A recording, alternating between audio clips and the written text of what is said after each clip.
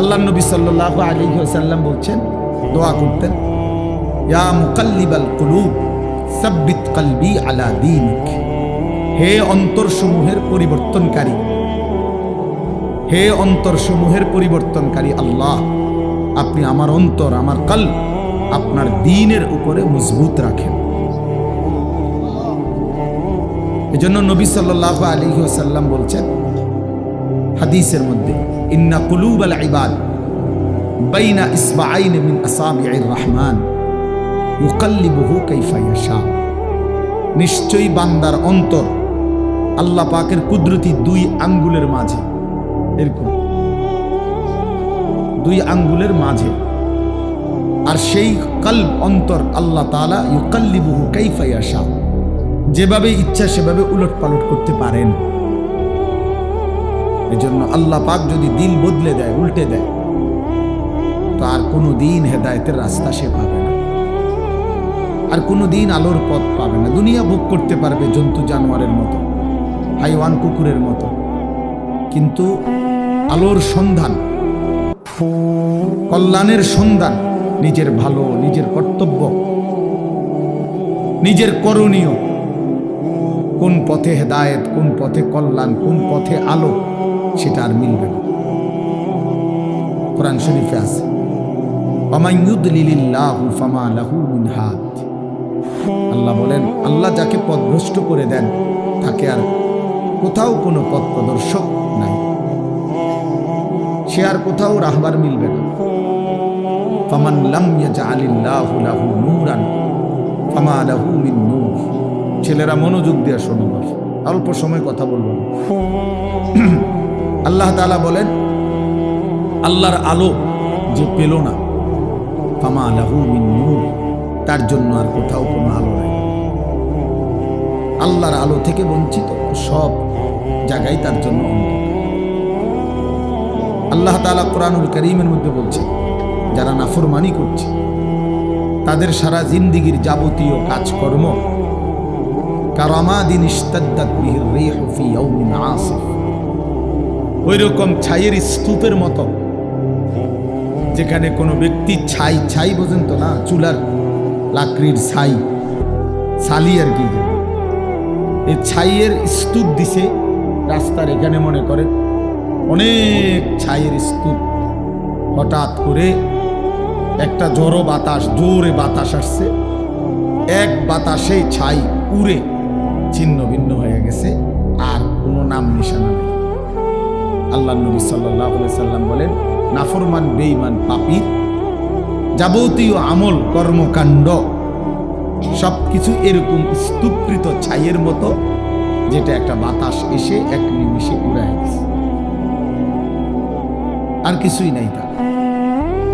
একদিন মৃত্যুর সাথে সাথে দেখবে আর কিচ্ছু, এই ভাত, মাছ, চাল, ডাল, পেশাব পায়খানা, খাট, পালং, সোফা, ফার্নিচার, মোবাইল, মোটরসাইকেল, হ্যাঁ, হাসি, নারী, ছবি, নাচ, গান, খালাস, মরে গেছে, তার কিছুই নেই, আর কিছুই নেই।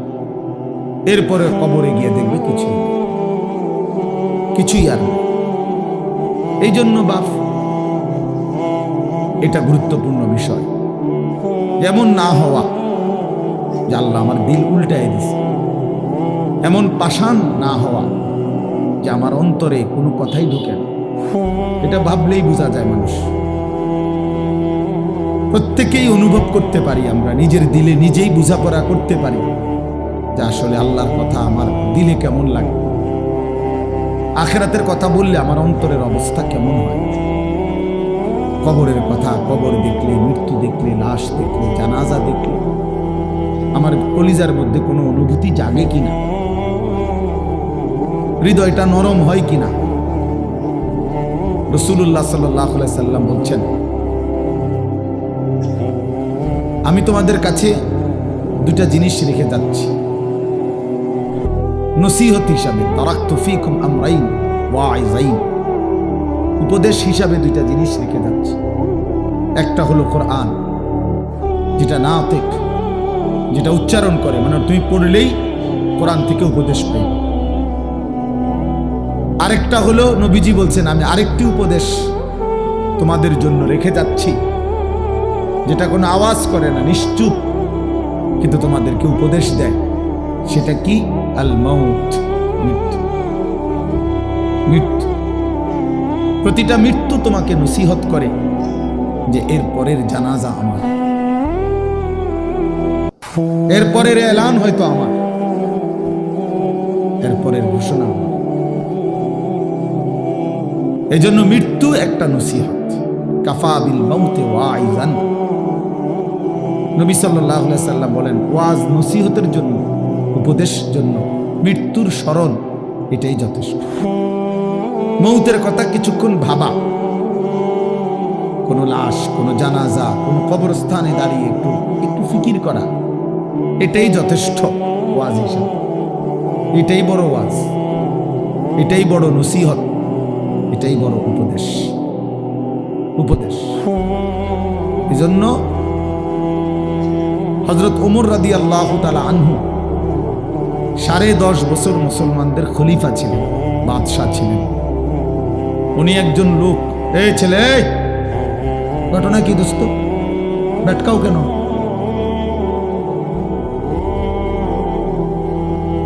ফাইজলামি করলে চলে যাও, আরো দুজন মানুষের জায়গা দাও। বেচারা কষ্ট করে দাঁড়ায় রয়েছে। কি ভাবছো দোস্ত? এর খামখেয়ালির জায়গা না। চেনো না আমারে? কোনো সময় দেখছো না? দুষ্টামি করো না, রসিকতা আমি পছন্দ করি না। বাপ, তোমারে আমি তো এখতিয়ার দিছি যে তুমি চলে যাও, কোনো অসুবিধা কি আমার? আমি বাস্তবিক অর্থ শ্রোতা গুনি না, এটা সবাই জানে। আজকে 22 বছর 21 বছরের জীবনে আমি কম হোক বেশি হোক আমার এতে কোনো আপত্তি আসলেই না। আমি এটা কোনো বিষয় মনে করি, জনপ্রিয় অজনপ্রিয় এটি কোনো কথা না, বুঝলেন না? এটা কোনো কথা না। একারে 10 কোটি মানুষ আমার চিনছে, তো কি আমার কবর রাজা মা, বুঝলেন না? তো আর কি, আরে চিনলেই কি আর না চিনলেই কি, আমার আল্লাহ আমারে মাফ করবে কিনা এটা হলো আমার চিন্তা। আপনি একারে সারা বাংলাদেশ আমার মাথা তালগি দিয়ে নিলে কি, তারপরে কি আমি কি হবে এতে? তাইলে এটা কোনো কথা না, এটা কোনো বিষয়ই না, এটা কোনো মূল বিষয়। লোক হইছে, লোক হয় নাই, এইটা কোনো আলোচ্য বিষয়। আল্লাহর কথা বলতে পারা এটাই সৌভাগ্য, শুনতে পারা এটাই সৌভাগ্য, আয়োজন করতে পারা এটাই সৌভাগ্য। কয়জনের জন্য কয়জনে শুনছি, কয়জনের বলছি, এত কিছু আমার দরকার। আল্লাহর কথা বলতে থাকে, যেখানে সুযোগ হয়, যতক্ষণ সুযোগ হয়, উপরে নিচে, এখানে সেখানে, দুয়ারে দুয়ারে বলতে থাকে। এবং আল্লাহর পথে যত ব্যথা, যত বেদনা, যত দুঃখ, যত অপমান, যত লাঞ্ছনা, সব সয়ে যাও। কবি আরশ পর, কবি ফরশ পর, কবি উনকে দর, কবি দর বদর, গমে आशिकी तेरा शुक्रिया, मैं कहां कहां से गुजर गया। আল্লাহর পথে সব বেদনা, সব অপমান, আল্লাহ তবুও তোমার শুকরিয়া। তোমার কথা বলতে গিয়েই বেজ্জতি হয়েছে, অসুবিধা কি? গমে आशिकी तेरा शुक्रिया, मैं कहां कहां से गुजर गया। আমি কই থেকে কই ছুটে গেলাম, তোমার জন্যই ছুটলাম, তোমার জন্যই ছুটলাম, তোমার কথাই ফেরি করি। গতকালকে আমি রাত্রে শেষ যখন বয়ান শেষ করছি, লাস্ট রাতের 1:20 বাজে, হ্যাঁ শুরু হয়েছে জোরে করতে। কোথায় গেছি, কতক্ষণ করছি, কি কিচ্ছু আমার হিসাব করতে, চলো ভাইয়া বলতে থাকো।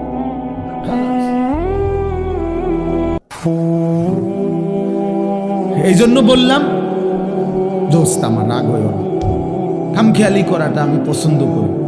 আমার কথা হলো কম হোক, মনোযোগ দেওয়ার সময়, এতে বরকত। একদিনে তুমিও বদলাইতা না আমি জানি, কিন্তু আন্তরিকতা থাকলে, মনোযোগ থাকলে একদিন সত্যি সত্যি আল্লাহ চাইলে বদলে যায়।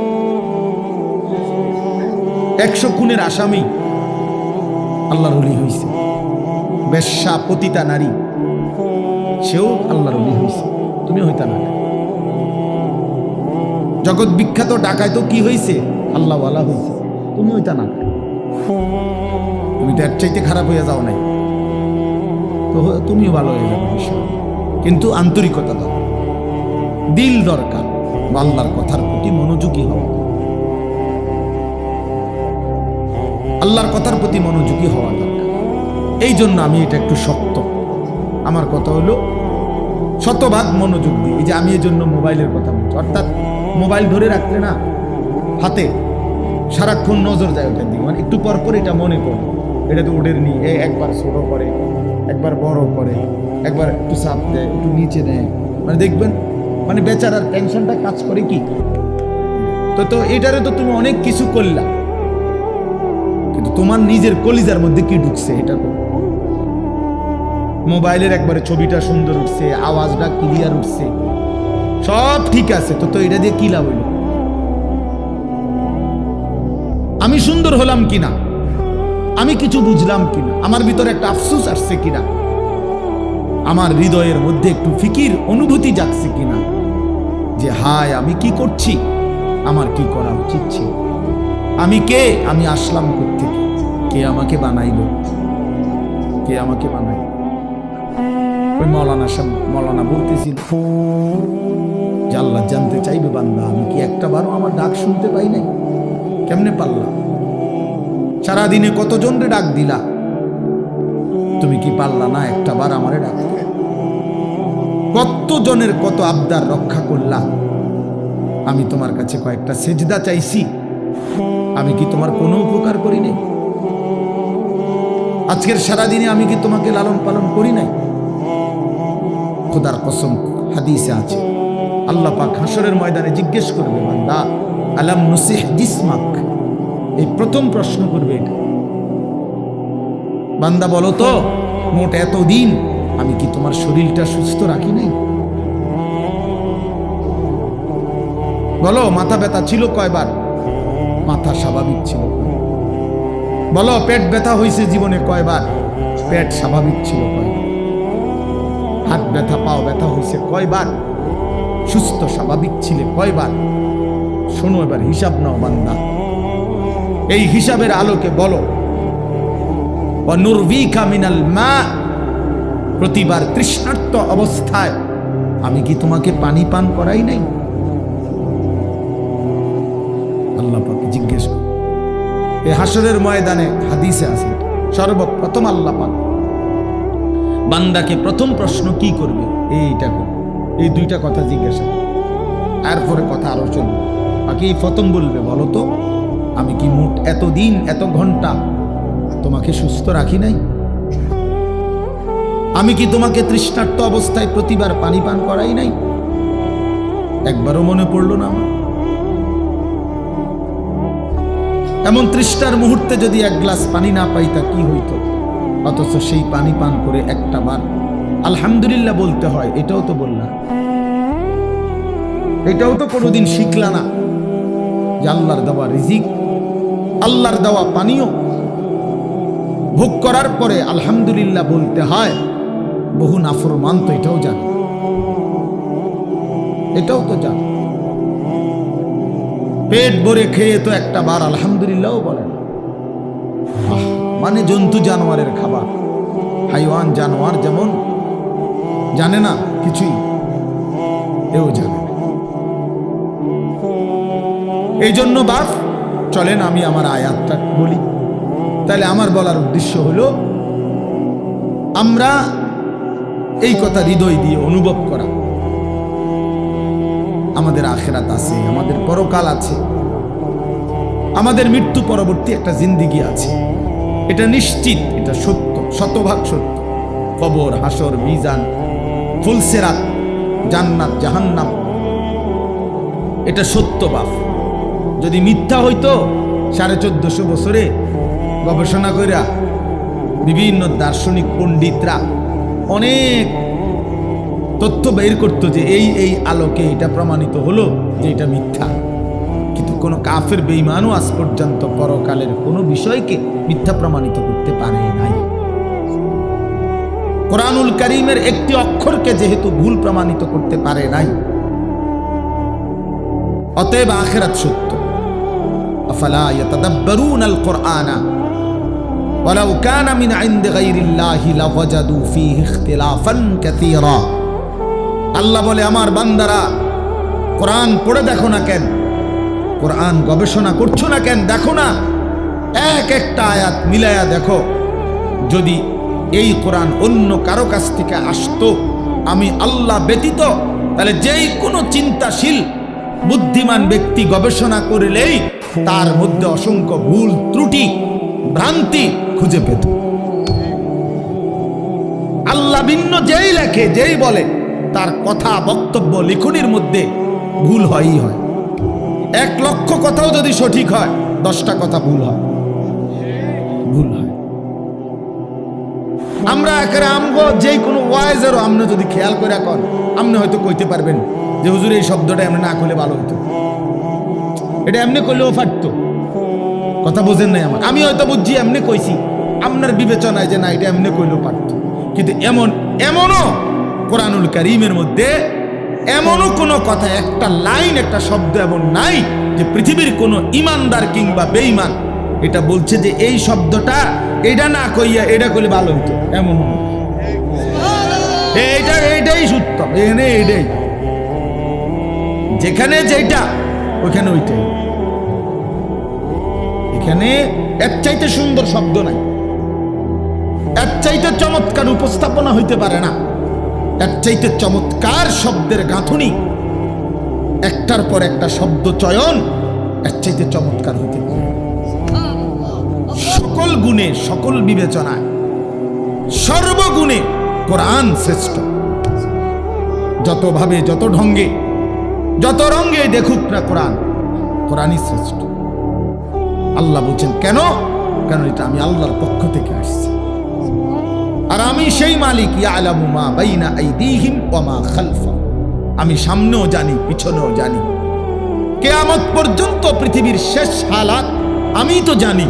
তো কাজেই আমার কথার মধ্যে ভুল ভ্রান্তি অযৌক্তিক হবে কেমন? পৃথিবী আধুনিক হইতে হইতে কই যাইয়া পৌঁছবে এটা আল্লাহ জানে না তো? তাইলে এই জন্য বাপ কোরআনুল কারীমের কথাই শ্রেষ্ঠ কথা। আফালা ইয়াতাদাব্বারুনাল কুরআনা আম আলা কুলুবিন আকফালুহা। আল্লাহ বলেন, হায় বান্দারা, কি হলো তোমাদের? তোমরা যে কোরআন পড়ছো না, কোরআন গবেষণা করছো না কেন? নাকি তোমাদের অন্তরগুলো তালাবদ্ধ? আম আলা কুলুবিন আকফালুহা, নাকি তোমাদের দিলগুলো তালা মারা? এই বাপ, ভাইয়া, ছেলেরা, বাবারা, মুসলমান হওয়ার পরও যারা কোরআন পড়েন না, বুঝেনও না, 2-4 লাইন শব্দ তেলাওয়াতও করেন না, সত্য কথা হইল আপনার কোনো দিল নাই, আপনার আসলেই কোনো অন্তর নাই, এটা তালাবদ্ধ, এটা একটা জমাট পাথর ছাড়া আর কিছু। আম আলা কুলুবিন আকফালুহা, আল্লাহ পরিষ্কার বলছে। কোরআন পড়ছো না কেন? কোরআন নিয়ে ভাবতেছো না কেন বান্দা? নাকি তোমাদের অন্তরগুলো তালাবদ্ধ? তার মানে বোঝা গেল যে আল্লাহর কোরআন নিয়ে ভাবে না, আল্লাহর কোরআন পড়ে না, আল্লাহর কোরআন বোঝে না, খোদার কসম তার কোনো অন্তরে নাই, তার কোনো দিল নাই, তার দিল তালাবদ্ধ, ওইটা জমাটবদ্ধ পাথর ছাড়া আর কিছু। দুনিয়া ভোগ করে তো দুনিয়া তো আতফাও দিয়া না ভোগ করে, চোখ নাক কান দিয়ে ভোগ করে, দিল কোনো কাজ করে না। এই জন্য আমরা কোরআনুল কারীমের দিকে ফেরা দরকার, আমাদের আখিরাতের দিকে ফেরা দরকার, আমাদের বিবেককে কাজে লাগানো দরকার। আমরা এটা ইনসাফের সাথে ভাবা উচিত। প্রিয় ভাই আমার, বন্ধু আমার, ছেলেরা আমার, বাবারা আমার, বাস্তবিক অর্থে আমাদের সবকিছু সুন্দর ছিল, আমরা সব সুন্দর, সব শ্রেষ্ঠ রেখে একেবারেই অসুন্দর, অযৌক্তিক, ফালতুর পিছনে আমরা জীবনটা শেষ করে দিচ্ছি। আমাদের আল্লাহ সর্বশ্রেষ্ঠ, আমাদের নবী মুহাম্মদ সাল্লাল্লাহু আলাইহি সাল্লাম সর্বশ্রেষ্ঠ, আমাদের কিতাব কোরআন সর্বশ্রেষ্ঠ, আমাদের ধর্ম ইসলাম সর্বশ্রেষ্ঠ। আমাদের সবটাই শ্রেষ্ঠ ছিল, কিন্তু আমরা সর্বশ্রেষ্ঠ নিয়ামত ছেড়ে একেবারে ফালতু ফালতু কতগুলা বইপত্র, কাগজ কলম, পৃথিবীর কিছু মানুষের বিকৃত কিছু চিন্তা চেতনা, এর পিছনেই আমরা জিন্দেগি শেষ করেছি। ছেলেটা সকাল থেকে রাত পর্যন্ত ছুটছে, কি করে বাবা, কেন হাসো, কেন কাঁদো, কি চুল রাখলা, কি জামা পরলা, সারাদিনে মোবাইল টিপা, কি পাইলা, এত নারী, এত ছবি, এত দৃশ্য, এত উলঙ্গপনায় শেষ পর্যন্ত রাত শেষে অর্জন কি বাবা? জিজ্ঞাসা করে দেখেন না, কোনো অর্জন। শরীরটা না পাক হয়েছে, নারী দেখতে দেখতে, ছবি দেখতে দেখতে, হ্যাঁ, লজ্জাস্থানের শক্তিটা নষ্ট হয়েছে, হাতটাকে নাপাক জায়গায় ব্যবহার করছে, কোমরের শক্তি কমে যাচ্ছে, যৌবনের সক্ষমতা নষ্ট হয়ে যাইতেছে, শরীরটা ধীরে ধীরে অচল, পঙ্গু, অপদার্থ হয়ে যাচ্ছে, আখিরাতটা জাহান্নামের আগুন জ্বলছে। এই অর্জন, চরিত্রহীনতার অর্জন কি? অশ্লীলতার অর্জন কি? অসভ্যতার অর্জন কি? তাহলে এই জন্য আমরা বললাম, আমাদের আল্লাহ, আমাদের কোরআন, আমাদের রাসূল, আমাদের ইসলাম আমাদের জন্য সর্বশ্রেষ্ঠ, আমাদের জন্য নিরাপদ, আমাদের জন্য আরামদায়ক, এবং এর মধ্যেই আমাদের সুখ, শান্তি, স্বস্তি, নিরাপত্তা, আনন্দ, সুখ সব এখানে, সব এখানে। আমি তো সব সময় বলি, বাপ, তুমি সারা রাত নারী দেখে যে মজা পাও, আল্লাহর কসম, এক ইমানদার তাহাজ্জুদ নামাজে একটা সেজদা দিয়ে তার চাইতে লক্ষ কোটি গুণ বেশি মজা পায়। যারা ইবাদত করে, যারা আল্লাহর বন্দেগী করে, তুমি মনে করো না তারা নিরানন্দ, তাদের কোনো আনন্দ নাই, এমনি সেটানি মানুষ আল্লাহর ইবাদত করে, অনেক অসন্তুষ্টি নিয়ে নিয়ে আল্লাহর বন্দেগী করে। আমরা 5 ওয়াক্ত নামাজ পড়ি অসন্তুষ্টি নিয়ে, হ্যাঁ, তো তাইলে নাফরমান ছেলে পেলে, বেহায়া নারী, হারামখোর নাফরমান মনে করে তার হারামের মধ্যে তৃপ্তি, খোদার কসম হারামের মধ্যে অতৃপ্তি, হারামের মধ্যে অতৃপ্তি, হারামের মধ্যে। মদে কখনো তৃপ্ত হয় না, পানিতে তৃষ্ণা মিটে যায়। নারী, ভিন নারী দেখলে কখনোই তৃপ্তি মিটে না, কিন্তু হালাল স্ত্রীতে তৃপ্তি হয়ে যায়। হ্যাঁ, এই জন্য গুনাহ তৃপ্তি দেয় না, হারাম তৃপ্তি দেয় না। আল্লাহ তাআলা যেটা হারাম করছেন সেটা তো বুঝে শুনেই করছেন। এটার মধ্যে যদি বান্দার কল্যাণই থাকতো, তিনি হারাম করলেন কেন? কথা বোঝেননি তো? কোরআনুল কারীমের মধ্যে আছে, আসা আন তুহিব্বু শাইআন ওয়া হুয়া শাররুল লাকুম। আল্লাহ বলছে, বান্দা মনে রেখো, এমন অনেক জিনিস আছে যেটা তোমার কাছে খুব প্রিয় মনে হয়, ওয়া হুয়া শাররুল লাকুম, অথচ আমি আল্লাহ বলতেছি এটা তোমার জন্য অকল্যাণ। তোমার কাছে মনে হয় আমি এক রাইতে, হ্যাঁ, 30 জন নারী দেখছি, আর আরেক বেটা হুদা বউ লইয়া বইয়া রইছে। আমি তো সারা পৃথিবীর নর্তকী দেখলাম, উলঙ্গ ছবি দেখলাম, আমি না বেশি মজা পাইলাম? না, আল্লাহ বলে, না বান্দা, তোমার কাছে যদিও মনে হয়েছে এটা ভালো, কিন্তু এর পিছনে শাররুন লাকুম, অকল্যাণ। এটা তোমার চরিত্র নষ্ট করে, এটা তোমার আখলাক নষ্ট করে, এটা তোমার শরীরের সক্ষমতা নষ্ট করে, এটা তোমার মানুষের চোখে ঘৃণিত করে। কোন লম্পটকে, কোন চরিত্রহীনকে পৃথিবীর কেউ 2 পয়সার কোনো মূল্য দেয় না। রাস্তার কুকুর বিড়ালের সমান মর্যাদাও দেয় না বেটা। একটা ছেলে নয়তো চ্যালেঞ্জ করে বল, বেটা দাঁড়া, এখন বেনামাজি নাফরমান, তোরে কেউ সম্মান করছে জীবনে, কেউ ইজ্জত করে ভালোবাসছে, মহব্বত করে বুকে টেনে নিছে, বল তুই বেটা।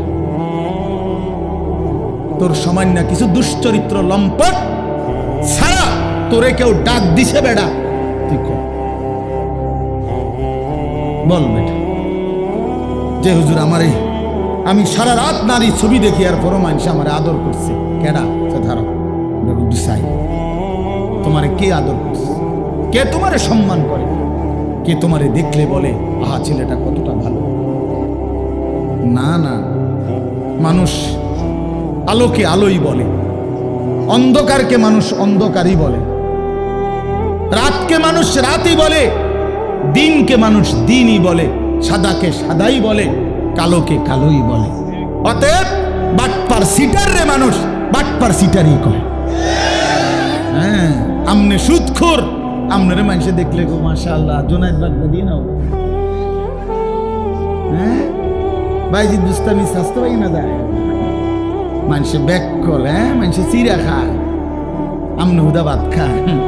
মানুষে বাটপার রে বাটপার হিসাবে চেনে, সিটার রে সিটার হিসাবে চেনে, মানুষ ইমানদারকে ইমানদার হিসাবে চেনে। মানুষের চোখ ভুল হয় না। ওয়াফিকা উয়ুবুন ওয়ালিন্নাসি আয়ুন, আরবি ভাষার প্রবাদ এটা। আরবি ভাষায় বলে আর কি, ওয়াফিকা উয়ুবুন ওয়ালিন্নাসি আয়ুনুন, তোমারও দোষ আছে মানুষেরও চোখ আছে। এটা একটা আরবি প্রবাদ। তোমারও কি আছে? মানুষেরও চোখ আছে, চোখ চোখ আছে। কেমনে আড়াল করবা? রাতের অন্ধকারে গুনাহ করে আল্লাহর নবী বলছে, খোদার কসম নবী বলছে, উম্মত অন্ধকারের একাকিত্বের গুনাহ দিনের আলোয় আল্লাহ চেহারায় ভাসিয়ে দেয়। এই জন্য মানুষ দেখলেই বুঝে তারে দেখতে চোরের মতো লাগে। কিরে তারে দেখতে দি ফুটটা ঘরের মতো মনে হয়, হ্যাঁ তার তো গতিবিধি সন্দেহজনক, তারে দি বাবা ঘরের মতো না মনে হয়। কে ঘটনা কি, তার বাবা তো আলগা খাইছে, কথা বোঝেন না, বাবা তো খাইছে কি গোপনে, গোপনে খাইছে না তো, এখন বুঝা যায়।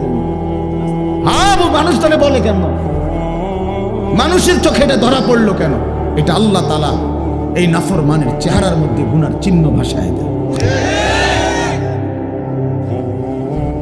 এজন্য বাবা তোমরা যারা নামাজ পড়ো না, আমি দাঁড় করাই দেই,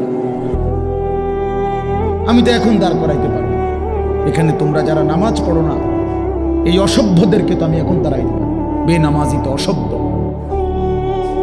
বেনামাজি তো নির্লজ্জ, বেনামাজি তো বেহায়া, বেনামাজি তো হাইওয়ান, বেনামাজি তো জানোয়ার, বেনামাজির জিন্দেগি তো কুত্তার জিন্দেগি।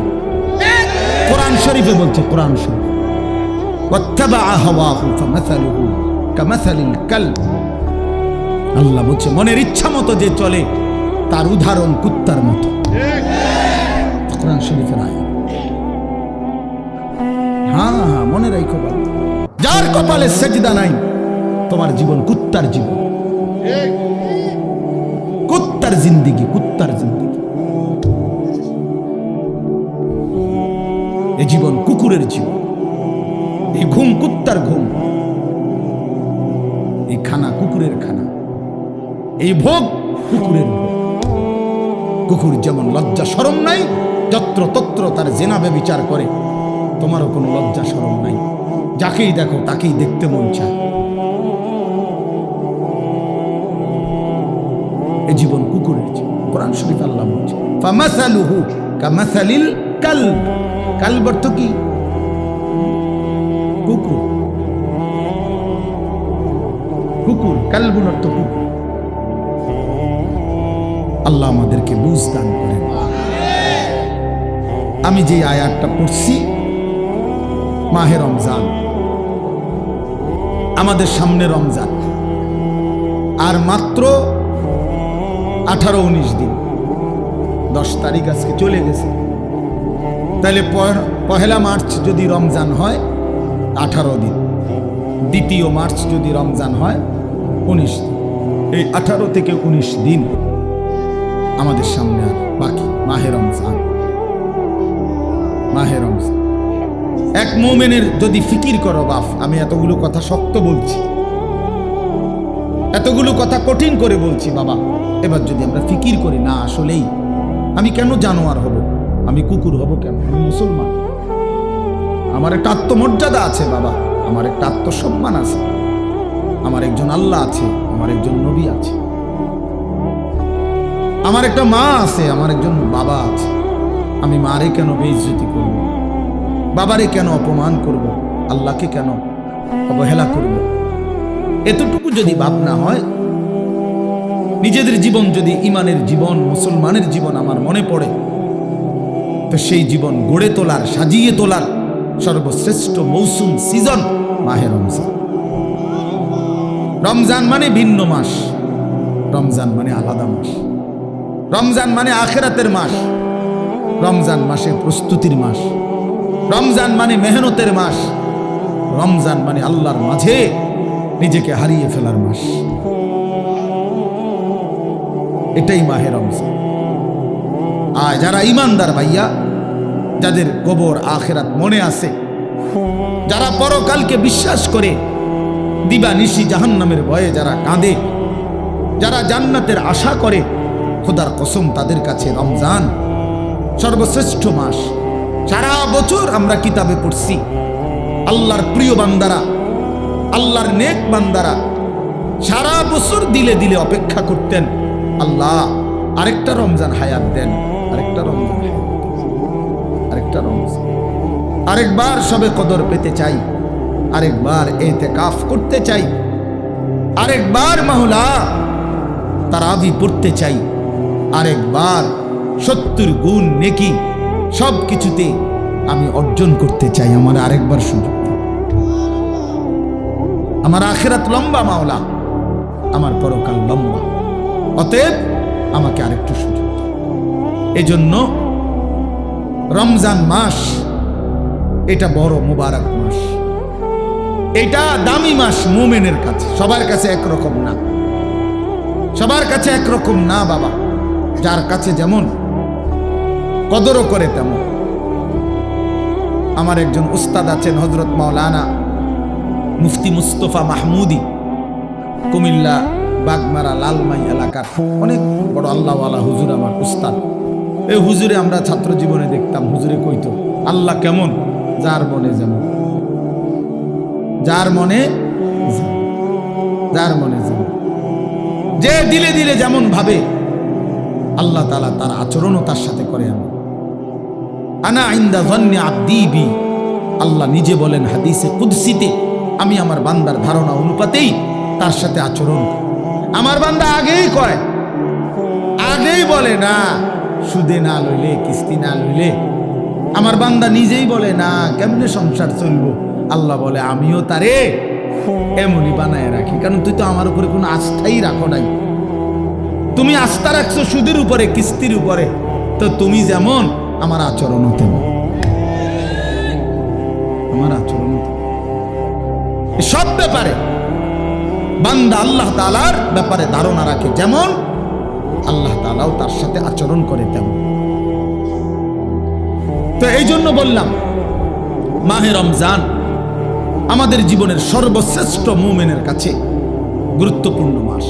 ইমানদারের হৃদয় এটা, ইমানদারের কলজা এটা, ইমানদারের অপেক্ষা এটা। আমাদের প্রিয় নবী সাল্লাল্লাহু আলাইহি ওয়াসাল্লাম একটানা 2 মাস লাগাতার আল্লাহর কাছে রমজান ভিক্ষা চাইতেন। 2টা মাস। আল্লাহুম্মা বারিক লানা ফি রাজাব ওয়া শাবান ওয়া বাল্লিগনা রমাদান। আয় আল্লাহ, এই 2টা মাসে আমারে হায়াত ভিক্ষা দেন, বরকত দেন, আমারে রমজান পর্যন্ত পৌঁছিয়ে দেন।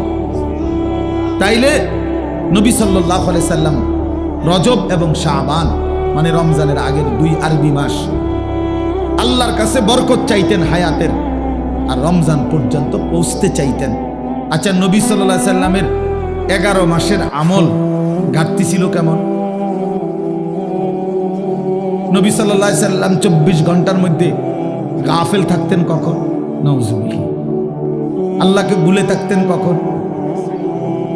এক বুজুর্গকে জিজ্ঞাসা করছিল যে আল্লাহ নবী সাল্লাল্লাহু আলাইহি সাল্লাম তসবিহ ব্যবহার করতেন, যে আমরা যে তসবিহ গুনি, তাহলে উনি চমৎকার উত্তর দিছে যে শোনো বাবা, তসবিহ তো ব্যবহার করে সে যে আল্লাহকে ভুলে যায়, ফলে তসবিহ হাতে থাকলে এই তসবিহ তারে আল্লাহর কথা মনে করায় দেয়, তখন সে আবার পড়ে, আবার ভুলে যায়, আবার তসবিহ দেখলে মনে পড়ে।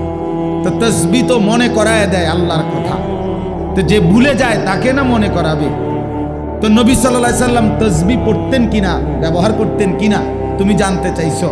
আগে তো তুমি বলো, নবী সাল্লাল্লাহু আলাইহি সাল্লাম আল্লাহকে ভুলতেন কখন?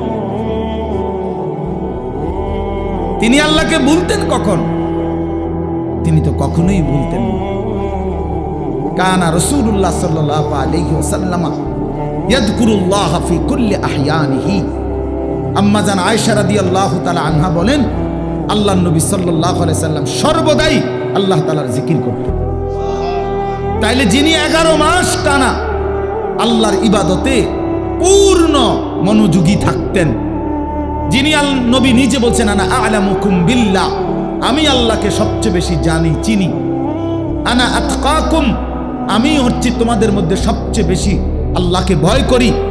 তাহলে যার তাকওয়া বেশি, যার ইলম বেশি, যার আমল বেশি, যার 11 মাসের বন্দিগি লাগাতার, সেই তিনি এর পরেও এত নেকি এত বন্দিগি থাকার পরেও নবীজি রমজানের অপেক্ষা করতেন 2 মাস। আর আমাদের 11 মাসের হালাত কি? আমাদের হালাত কি? আমাদের নেকি কোথায়? আমাদের গুনার ভিড়ে নেকি তো খুঁজে পাওয়া যাবে, নেকি তো খুঁজে পাওয়া যাবে না। আমাদের তো গুনায় গুনাহ, গুনায় গুনাহ, গুনায় গুনাহ, উঠতে বসতে চলতে ফিরতে নাফরমানি আমাদের বেশি। অতএব আমাদের জন্য এর চাইতে বেশি রমজানের অপেক্ষা করা উচিত, কারণ রমজান আমার গুনাহ ধুয়ে মুছে সাফ করে দিবে, রমজান আমার নেকির পাহাড় জমায়ে দিবে। এই জন্য দয়া করে আমরা প্রত্যেকে ইনশাআল্লাহ এই প্রথম কথা আমার রমজানের জন্য দিল থেকে দোয়া করবেন, বলেন ইনশাআল্লাহ। এইটা হলো 1 নাম্বার কথা, 1 নাম্বার ডিউটি। এখন থেকে আর বাকি কয়টা দিন প্রত্যেক দিন আল্লাহর কাছে বলেন, আল্লাহ আর কয়টা দিন হায়াত ভিক্ষা দেন, আর কয়টা দিন হায়াত দেন, রমজান না দেখাই আমারে কবরে নিয়েন না মাওলা। আমি রহমত মাগফিরাত নাজাত পেতে চাই, আমি 70 নেকি পেতে চাই, আমি সবে কদর পেতে চাই, আমি ইতিকাফ পেতে চাই, আমি রমজানের রহমত মাগফিরাত নাজাত পেতে চাই। আমারে এত কাছে আইনা 17-18 দিন সামনে রাইখা আমারে কবরে নিয়েন না। এটা আমাদের প্রথম দোয়া। 2 নাম্বার কথা হলো, আল্লাহ পাক রব্বুল আলামিন রমজানের গুরুত্ব বলতে গিয়ে এইখানে ডাইরেক্ট সরাসরি আল্লাহ নিজে বলছেন। এই আয়াতটা সূরা বাকারার 185 নম্বর আয়াত অংশ বিশেষ। আল্লাহ তাআলা বলেন, শাহরু রমাদান, এই যে রমজান মাস, শাহরু অর্থ মাস, রমাদান মানে রমজান। তো রমজান মাস এই কথাটা আল্লাহ পাক এই মাসটার এতটা দাম যে আল্লাহ নিজেই এই মাসের নাম উল্লেখ করেছেন। এই কোরআনুল কারিমে আরবি 12 মাসের মধ্যে আর কোনো মাসের নাম কোরআনে নাই, শুধু এইটাই আছে। মুহররম, সফর, রবিউল আউয়াল, রবিউল সানি, আরো মাস আছে না আরবি, এগুলোর নাম নাই। শুধু এই রমজান মাসের নামই আল্লাহ উল্লেখ করছেন, শাহরু রমাদান, রমজান মাস। অতএব যেটা আল্লাহ উচ্চারণ করছেন সেটা দামি, দামি কি না বলেন? 2, আমাদের নবীজির জবানে রমজান শব্দ উচ্চারণ হয়েছে কিনা? নবীজি বারবার বলছেন, ইজা দাখালা রমাদান, যখন রমজান আসে, ফুতিহাত আবওয়াবুর রাহমা আবওয়াবুল জান্নাহ, রহমতের সব দুয়ার আল্লাহ খুলে দেয়, জান্নাতের সব দুয়ার আল্লাহ খুলে দেয়। অগুল্লিকাত আবওয়াবুন নার, জাহান্নামের দরজা বন্ধ করে দেয়। অসুলসিলাতিশ শায়াতিন, শয়তানগুলোকে শেকলে বন্দী করে দেয়। এটা মজার বিষয় হইল, মনে করেন এদিক দিয়া ওই পাশ থেকে কোনোখান দিয়া বাইর হইবার কোনো ব্যবস্থা নাই, রাস্তা কেবল একটাই, আপনাকে এদিক দিয়ে বাইর হইতে হবে, ঢুকবেন কেবল এটাই, এদিক দিয়েই ঢুকতে হবে। তা আল্লাহ যেন রমজান মাসে জাহান্নামের সব দরজা বন্ধ করে দেয়, শয়তানগুলোকে শেকলে বন্দী করে ফেলে। এবার আল্লাহ যেন বলে, বান্দা এটা রমজান, যেদিক দিয়েই আমল শুরু করবা, যে এলাকার থেকে আমল শুরু করবা, মানে আমার জান্নাতের দিকে হাঁটা শুরু করবা, তো কোনোখানে বাঁচবে না, কোনোখানে ভুল হবে না, পথ হারাইবা না, রাস্তা ভুল হবে না, অন্য কোনো দরজা দিয়ে ঢোকার সম্ভাবনা নাই। শুধু খোলা যেই দরজা, এটা শুধুই জান্নাতেরই দরজা, ঢুকলে শুধু জান্নাতেই ঢুকবে, ঢুকলে শুধু জান্নাতেই। কারণ খোলাই তো কেবল কিসের দরজা? জান্নাতের দরজা। এজন্য রমজানে যদি কেউ ইবাদতে লাগে, বন্দিগিতে লেগে যায়, আল্লাহর হুকুম পালন, তো আল্লাহ তাআলা বলেন মাস শেষে শুধু কেবল জান্নাতেই ঢুকবা, জান্নাতেই ঢুকবা, জান্নাতেই ঢুকবা। তাহলে নবী সাল্লাল্লাহু আলাইহি ওয়াসাল্লাম রমজান মাসের নাম রমজান উল্লেখ করছেন। মান কামা রমাদান, মান সামা রমাদান, এই রমজান শব্দটি আল্লাহ নবী বারবার উল্লেখ করছেন, বারবার উল্লেখ করেছেন। তাহলে যেই নাম আল্লাহ উল্লেখ করছেন, যেই নাম নবীজি উল্লেখ করছেন, তাহলে এটা নিঃসন্দেহে দামি কিনা বলেন। অতএব রমজান মাস আল্লাহর কাছে যেহেতু প্রিয়, রমজান মাস নবীর কাছে যেহেতু প্রিয়, আমি মুমিনের কাছেও রমজান প্রিয়। যা আমার আল্লাহর প্রিয় তা আমারও প্রিয়, যা আমার নবীর প্রিয় তা আমারও কি প্রিয়। এটা হলো এক। এবার আল্লাহ তাআলা রমজানের বৈশিষ্ট্য বলতেছে, আল্লাযী উনজিলা ফীহিল কোরআন। রমজান এটা সেই মাস যেই মাসে আমি আমার শ্রেষ্ঠতম কালাম কোরআন নাজিল করেছি। তাহলে রমজান মাস সেই মাস যেই মাসে কোরআন নাজিল হয়েছে। তাহলে রমজান কোরআন, রমজান কোরআন, এটা একদম কাগজের এই পিঠে, এই পিঠে যদি লেখা থাকে রমজান, ওই পিঠে দেখা যাবে লেখা আছে কোরআন। কোরআন, রমজান আর কোরআন, অর্থাৎ রমজান মানে কোরআনের মাস, কোরআনের মাস। রমজানটাকে মনে করেন মেহমানের সামনে ট্রের মধ্যে করে 10 আইটেমের ছোট ছোট বাটিতে তরকারি দিছে, দিয়া উপরে একটা সুন্দর কাপড় দিয়ে মখমলের ঢেকে দিছে সবগুলোর উপরে, সবটি বাটির উপরে। তো আল্লাহ তাআলা যেন এই রমজান মাসটাকে কতগুলো ইবাদত দিয়ে সাজিয়েছেন। যেমন রোজা, এটা একটা ইবাদত। ইফতার, এটা একটা ইবাদত। সাহারি মানে রাত্রির খাবার, এটা একটা ইবাদত। 20 রাকাত তারাবি, এটা একটা ইবাদত। তারপরে শেষ দশকে এতেকাফ মসজিদে, এটা একটা ইবাদত। শেষ দশকের বেজর রাত্রিগুলোতে শবে কদর, এটাও একটা কি ইবাদত। এইভাবে আল্লাহ তাআলা এগুলো দিয়া সাজাইয়া এইটার উপরে যেন কোরআন নামের একটা চাদর দিয়ে ঢেকে দিয়েছে। মানে পুরাটা রমজান কোরআন দ্বারা মোড়ানো, কোরআনের চাদরে ঢাকা। এজন্য রমজান আল্লাহ তাআলা বলছেন এটার মর্যাদা, বৈশিষ্ট্য যে আমি আল্লাহ আমার কোরআন নাজিল করেছি। কোরআন নাজিল করার কারণে রমজান দামি, দামি। কেমন কোরআন? হুদাল লিন্নাসি ওয়া বাইয়িনাতিম মিনাল হুদা ওয়াল ফুরকান। আল্লাহ বলেন কোরআন হচ্ছে বিশ্ব মানবতার হেদায়েত এবং হেদায়েতের স্পষ্ট পথ নির্দেশিকা, মানে কোনো বিষয় অস্পষ্ট নাই। ওয়াল ফুরকান, কোরআনই হচ্ছে সত্য মিথ্যা, ন্যায় অন্যায়, জায়েজ না জায়েজ, উচিত অনুচিতের মাপকাঠি। কোনটা করা উচিত, কোনটা ছাড়া উচিত, কোনটা ন্যায়, কোনটা অন্যায়, কোনটা উচিত, কোনটা অনুচিত, আল্লাহর কসম এটা একমাত্র কোরআনই সিদ্ধান্ত দেয়। আমার রসুলের সুন্নাহ হাদিসই শিক্ষা দেয়। এজন্য কোরআন সুন্নাহ থেকে যে বঞ্চিত, কোরআনের জ্ঞান যে পায় নাই, রসুলের হাদিস যে শিখে নাই, আল্লাহর কসম সে ন্যায় অন্যায় চিনতেই পারে না। কোরআনবিহীন সভ্য হয় না, কোরআনবিহীন আখলাক হয় না, হতেই পারে না। পৃথিবীর আর কোনো বই দিয়া হবে না, হালাল হারাম বুঝবে না।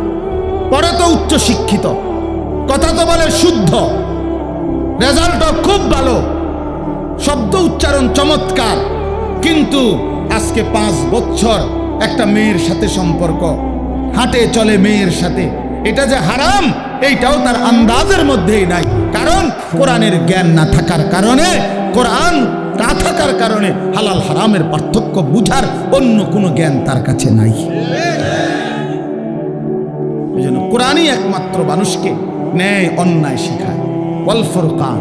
আমরা চ্যালেঞ্জ করলাম, আমি চ্যালেঞ্জ করলাম, তোমরা ছেলেরা যারা স্কুলে পড়ো, কলেজে পড়ো, ইউনিভার্সিটিতে পড়ো, প্রিয় বন্ধু চলো সিদ্ধান্ত নিয়ে তুমি দেখাও যে কোরআনের মতো আরেকটি কিতাব বই আছে যেখানে সত্য মিথ্যা, আলো অন্ধকার, ন্যায় অন্যায়, হালাল হারাম শিখায়। আমার জীবনের করণীয় কি, বর্জনীয় কি, আমার জীবনের উচিত কি, অনুচিত কি, আমি কি করা উচিত, আমি কি বর্জন করা উচিত, এটা শিখায় এমন কোনো বই আল্লাহর জমিনে নাই কোরআনবিহীন। হাদিসবিহীন, নবীর তরিকাবিহীন নাই। এটা নাই হইতে পারে না। আমরা পড়ছি জেনারেল লাইন, আমি তো কুমিল্লা ভিক্টোরিয়া কলেজ থেকে মাস্টার্স পাস করছি, জেনারেল লাইনের পুরা পড়ালেখা করছি, সায়েন্স বিজ্ঞান বিভাগ থেকে তো এসএসসি পাস করছি, বিজ্ঞান পড়ছি আমি। অতএব বলো ভাইয়া, ভালো রেজাল্ট করছি আলহামদুলিল্লাহ, সব রেজাল্ট ভালো। তাহলে এই জন্য বললাম আল্লাহর কোরআন থেকে বঞ্চিত এই রমজানের সামনে আলোচনায় এটা আল্লাহর জন্য উল্লেখ করছে, বান্দা সর্বশ্রেষ্ঠ মাসে সর্বশ্রেষ্ঠ কিতাব কোরআন আমি নাজিল করেছি। তাইলে মানুষ হলো সর্বশ্রেষ্ঠ আল্লাহর সৃষ্টি, কোরআন হলো সর্বশ্রেষ্ঠ কিতাব, রমজান হলো সর্বশ্রেষ্ঠ মাস। অতএব সর্বশ্রেষ্ঠ যেই মানুষটা আল্লাহর কোরআন থেকে বঞ্চিত, খোদার কসম, সুম্মা রাদাদনাহু আসফালা সাফিলিন, আল্লাহ বলে এবার আমাকে ছেড়ে দিলা, কোরআন ছেড়ে দিলা, তো আমি তোমাকে একেবারে নিকৃষ্ট থেকে নিকৃষ্ট স্থানে তোমারে পৌঁছায় না, নিকৃষ্ট থেকে নিকৃষ্ট। এই জন্য দয়া করে আজকে আমি এই একটা কথাই শেষে বলতে চাই, অনেক কিছু বলা দরকার, কিন্তু একটা প্রসঙ্গ শুধু বলতে চাই যে রমজান আমাদের সামনে। একে তো রমজানকে কদর করা উচিত, রমজানে ইবাদত আখিরাতের প্রস্তুতি নেওয়া। আর বিশেষভাবে অনুরোধ করছি আপনাদের কাছে, ছেলেদের বাবাদের, যে আল্লাহর কোরআন যাদের অশুদ্ধ, কোরআন শরীফ যারা পড়তে পারেন না, কোরআন শরীফের জ্ঞানের সাথে যাদের কোনো সম্পর্কই নাই, আপনারা আরেকবার ঘুরে দাঁড়ান, আরেকবার ঘুরে দাঁড়ান। কোরআনের মাসে কোরআনকে ইজ্জত করেন, তাহলে আল্লাহ বরকত দিবে। যার কোরআন, আপনার বয়স 90 বছর হোক আর 9 বছর হোক, ছেলেরা বাবা তোমরাও, পর্দার আড়ালের মা বোনরাও, বয়স্ক বাবারাও, আমরা প্রত্যেকেই রমজান আমাদের সামনে, সবাই সবার সুবিধা মতো ইমাম সাহেবের কাছে, কোনো আলেম দ্বীনের কাছে, কারো না কারো কাছে আল্লাহর কোরআন শিখেন, কোরআন শরীফ সহি শুদ্ধ করেন। এটা উচিত, এটা ইনসাফ বাবা, এটা ইনসাফ। যার মধ্যে নাই 60 বছর 30 বছরে যে আল্লাহর কোরআন দেখে দেখেও পড়তে পারে না, আহা বন্ধু, তার আফসোস ছাড়া জীবনটা আর কিছুই হইতে পারে না, আর কিছুই হইতে পারে না। ওই মানুষটা নিয়ে আসেন, চেয়ার দেন, চেয়ার, ওই চেয়ার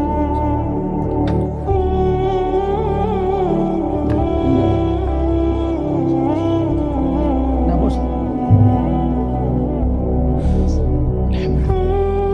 তাইলে আল্লাহ তাআলা বলছেন হুদাল্লিন নাস, কোরআন মানুষের হেদায়েত, ওয়া বাইয়িনাতিম মিনাল হুদা, হেদায়েতের স্পষ্ট বাণী, ওয়াল ফুরকান, সত্য মিথ্যা, ন্যায় অন্যায়, হালাল হারামের পার্থক্যকারী।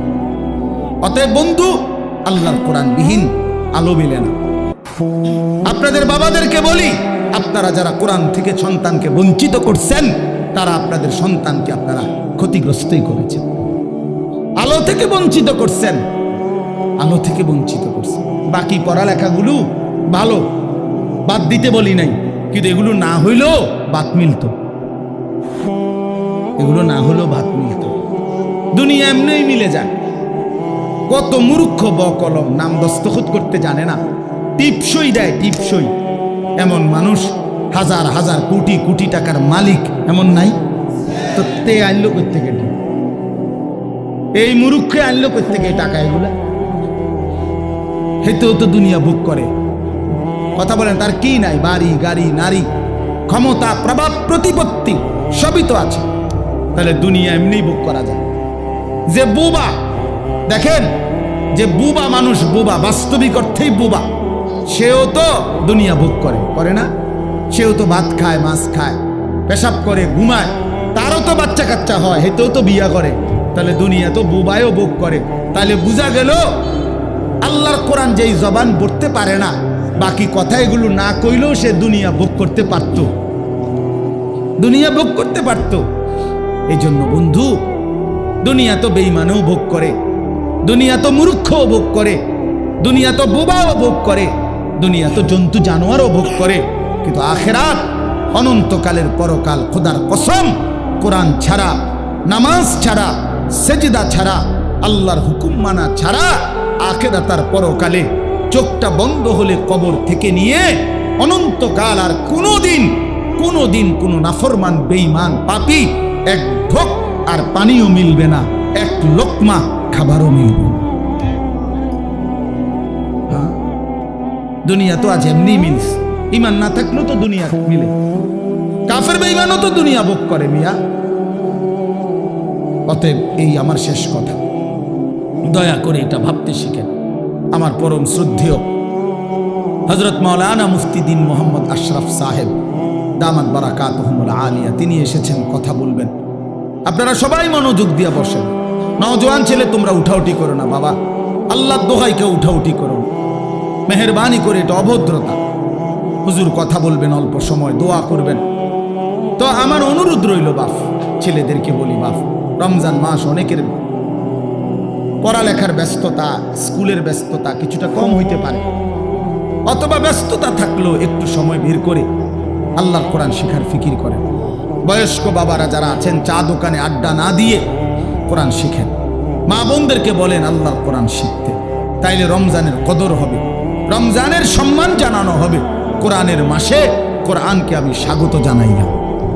আল্লাহর নবী সাল্লাল্লাহু আলাইহি সাল্লাম বলছেন, শেষ কথা হলো, নবীজি বলছেন, আল্লাযী ইয়াকরাউল কুরআনা ওয়া হুয়া মাহিরুন বিহি মা'আস সাফারাতিল কিরামিল বারারা।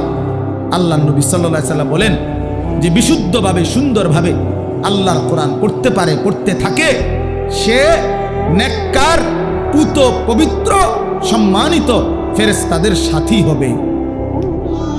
আর ওয়াল্লাযী ইয়াকরাউল কুরআনা ওয়া হুয়া ইয়াতাতা'তাউ ফীহি ফালাহু আজরান। নবীজি কি সুন্দর কথা বলছে। নবীজি বলছে, আর যারা কোরআন পড়তে গিয়ে ঠেকে, মানে ঠেকা পড়ে, কষ্ট হয় বেচারা, নতুন শিখছে, নতুন শিখতেছে, ঠেকা ভাঙ্গা খুব কষ্ট করে পড়তেছে, শিখতেছে, আল্লাহর নবী বলেন ফালাহু আজরান, আমি নবী বললাম আমার সেই বান্দা, সেই উম্মতের জন্য প্রতি অক্ষরে অক্ষরে দ্বিগুণ নেকি, ডাবল নেকি দেওয়া হবে। এক তো কোরআন পড়লা, আর এক তো কষ্ট সত্ত্বেও কষ্ট করে উচ্চারণ করার চেষ্টা করল। অতএব নতুন করে শিখে যদি কষ্ট করেন তা আপনি ঠকবেন না, বরং দ্বিগুণ নেকি পাবেন ইনশাআল্লাহ। এজন্য আমরা প্রত্যেকেই এবারের রমজানে চেষ্টা করেন আল্লাহর কোরআন শিখান। আল্লাহ আমাদেরকে তৌফিক দেন।